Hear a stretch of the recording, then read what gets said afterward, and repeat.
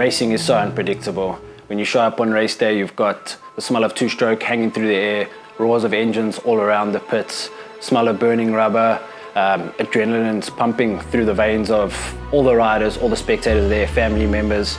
And at the end of the day, you don't know what the outcome's going to be. It's unpredictable. Anything can happen.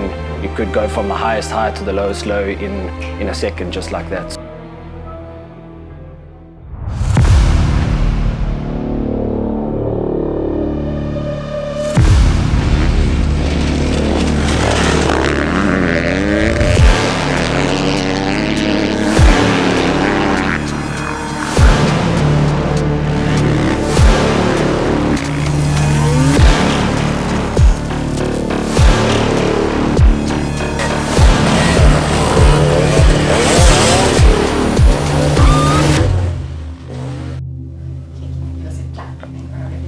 Can I give you a clap? Okay.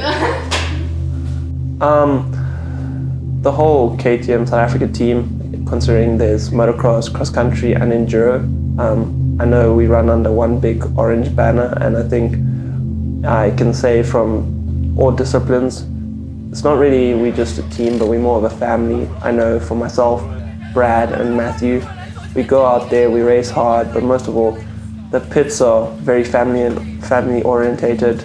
Like we help each other, you know, we talk, we chat, we give each other advice, and we help each other out where we can. And I think that's really cool, and the best part of being part of such an awesome team, that it's not really just we sit there, we race, but we go away and we know that we got a family at the racetrack. I did my second lap. Where is your second lap? It's also the second. No, it's not sure. Another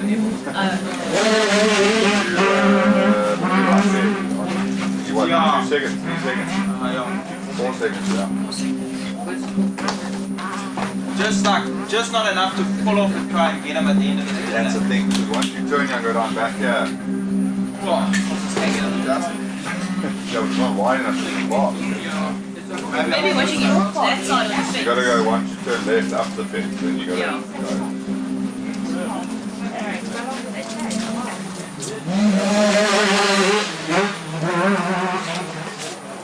It's quite cool being sponsored by them, you know, having teammates that, like Jono and Cameron, they're always giving me advice. They're older than me, they've had more experience, so I'm always getting advice from them. The best mechanic in South Africa, it's working on the bikes never misses a beat. So he also gives me some good advice, and just everything, like as a team, it's just so strong and it feels so good. It just feels good that your team has you, if you know what I mean.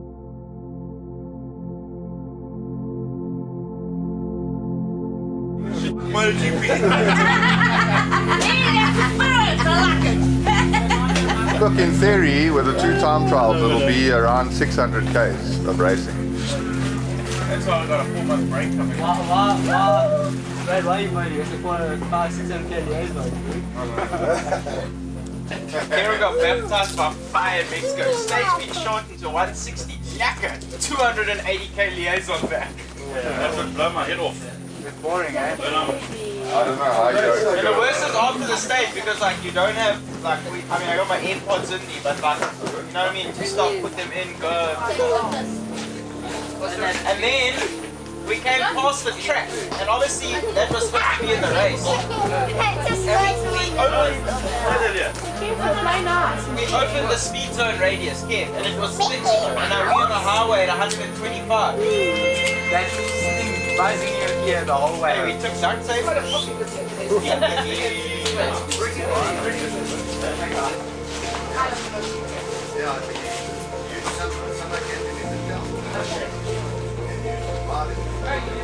The teamwork in KTM South Africa is absolutely astonishing. It's brilliant. Everyone helps out where they can. I mean, Brad's dad, Alfie, he's always there to lend a helping hand. My girlfriend, she's always there to help myself, Scotty, Brad, Karen, wherever. And yeah, no, everyone else, there's always motivation being passed around, insights and experience, especially from Karen and Brad. They've been here for a while, and it's good knowledge to have. My personal life, I try and keep away from the motorbikes, but like I say, the motorbikes is definitely part of my personal life, and I just have so much fun doing it. I couldn't complain.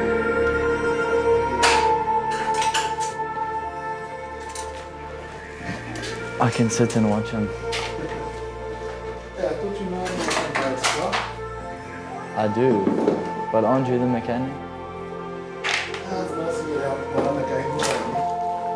Well, we're getting the shock out now for a training ride today. Only got one back shock, so I swapped them between my race and practice bikes. I rode my 250 yesterday, but I'm going to start riding the 450 a bit more leading up to Nations because I'm in the MXGP class. So just going to help him set the sag and just check the clickers and stuff before I go to training today.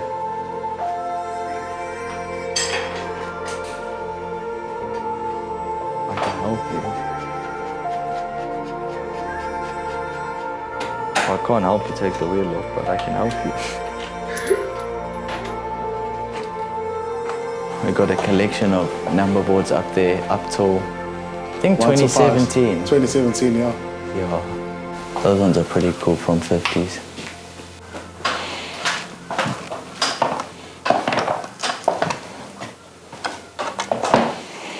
No, watch out. Just lift the bike up. Yeah.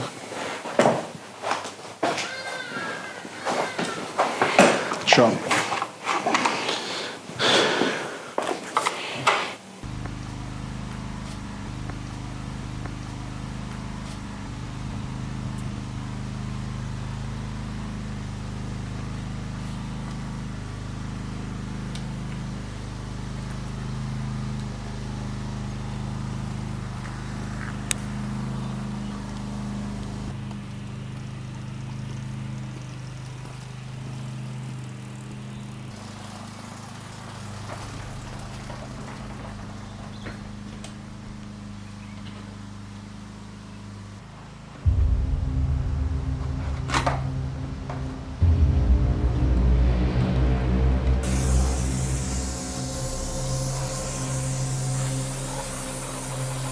On my last year on 125s, before I went into the E1 class, I had a meeting at the last round with Fran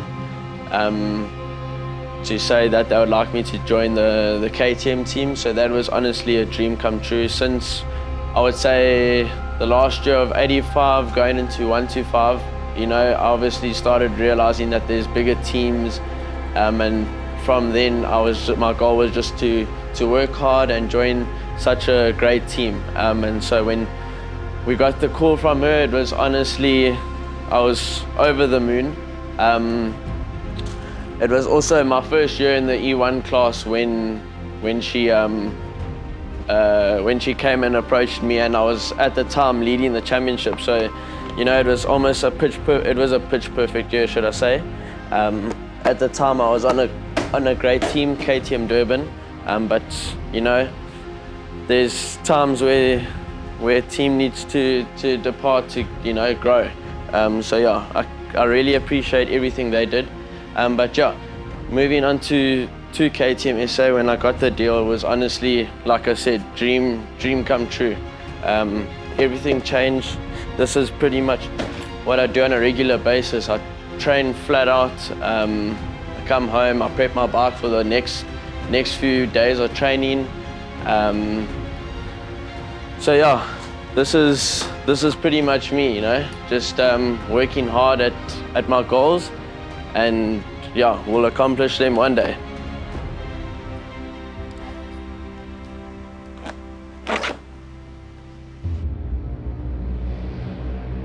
I think it's pretty cool that we can go racing as a family just about every weekend, or once a month at least.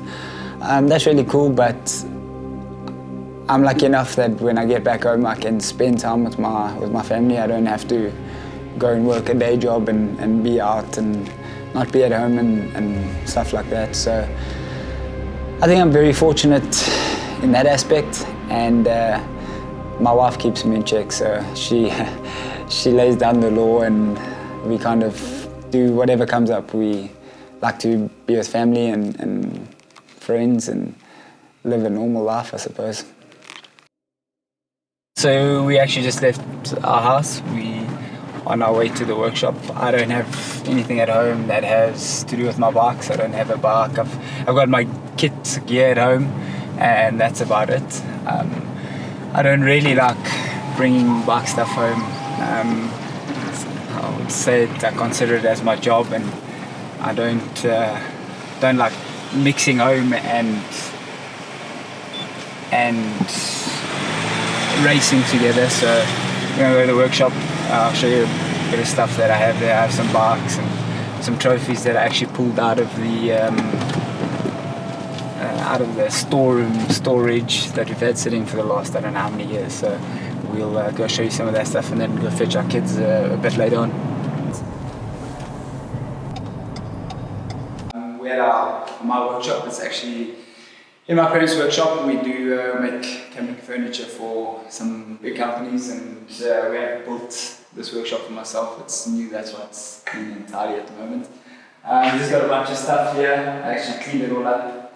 I'm sure some of you know Camden McLennan. I think this was his very first 50, or his championship 50 from obviously when he was racing still in South Africa. And we have a bunch of stuff of mine that we pulled out the boxes to show you guys. These boots are made for me for Motocross of Nations, I think in 2016. These ones they were made in 2017. That's one championship trophy there. Got a couple of lanyards and stuff from Motocross of Nations. I did a World Rally Cross event in a speed car a couple of years ago, which was pretty cool. Yeah, all the stuff is all new, so we nice and tidy. You guys came at the right time. Just a couple of Red Bull helmets. The center one was actually my very first helmet, my very first Red Bull helmet. It's going on 21 years old now. I wouldn't say it's the best looking helmet, but it's got some history, so it's pretty cool. And then, yeah, some trophies. Some of these are actually pretty cool. I think this one was close to being one of my very first ones. This was from July 1992. I just started racing basically. I was 4 years old. This is a 45-year-old class. So that's pretty cool. Actually sponsored by Russell Campbell, who's a legend star, I suppose. This one over here, it's a pretty crazy one. We raced in a prison. I can't remember which prison it was, but the prisoners built us a track when we were in 50s, and we went and raced Prisoner's Day. I don't know what it was, what you want to call it, but that's pretty cool. You can see it says Joburg Prison. So that was cool. And there are a couple of bikes. It's my radio bike, obviously playing on Dakar in 2024. My cross country practice bike. And my motocross bike is 22, both on my photo bike, so a couple bikes lying around. And, yeah.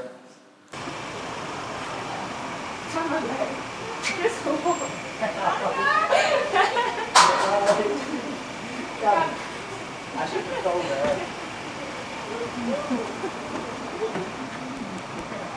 I'll put them in the back.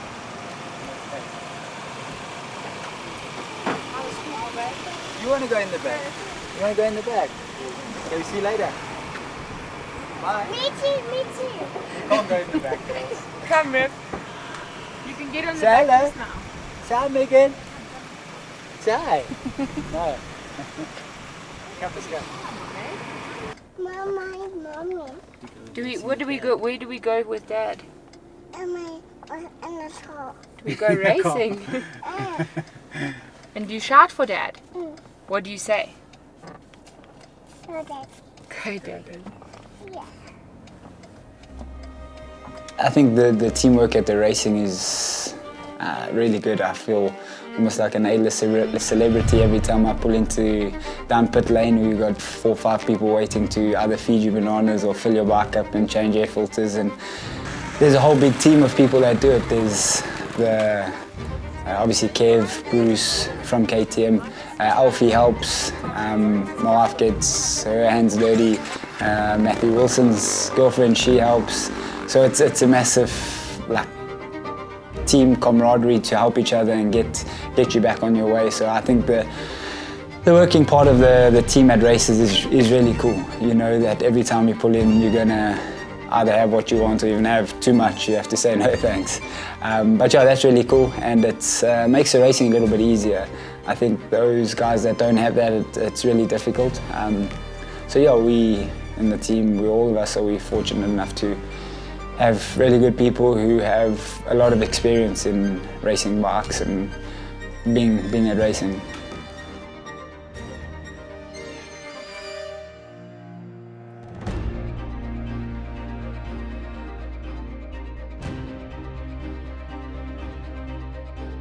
Stay with us on our journey as we follow some of our brother leader tread KTM athletes as they take on the rugged terrain and the endurance needed to tackle the National Cross Country Series.